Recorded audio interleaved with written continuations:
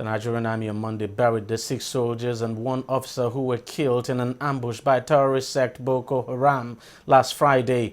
The event, which was attended by top government officials and 7 military chiefs, was held at the military cemetery in Abuja.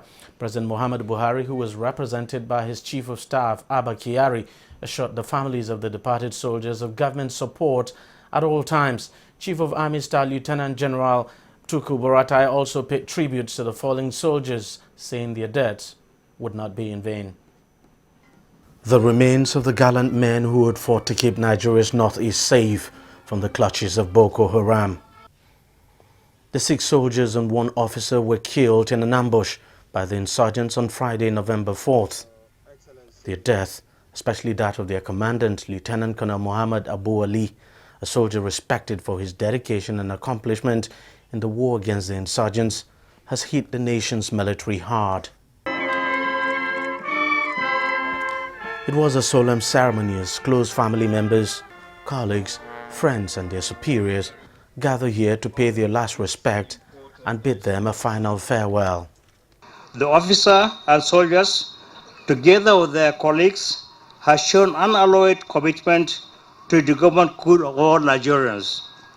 They were fearless, responsive, inspiring, selfless, and dedicated to the discharge of their duties.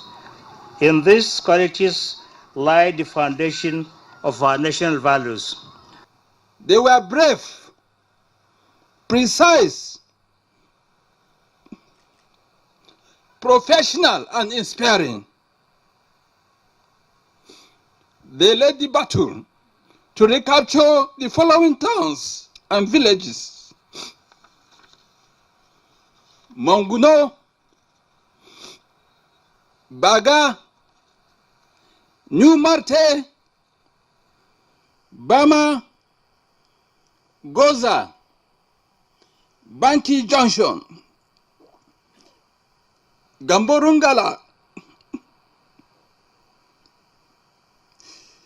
Yale, Yemteke, Bita,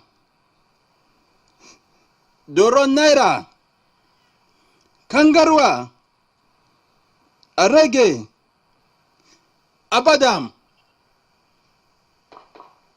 and Malam Fatori. In these battles, they rescued women and children, fathers and mothers, the young and the old, and restored peace and hope to Nigerian citizens. With the tributes over, the bodies of the fallen heroes are lowered into the freshly dug graves.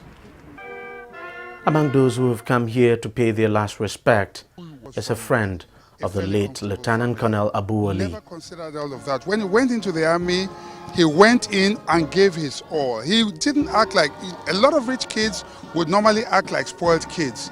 But Abu Ali was dedicated right from his days in Command Secondary School, Jos, where he started from. He was always committed, very quiet young man, very focused, very disciplined, but above all, he was very passionate about Nigeria.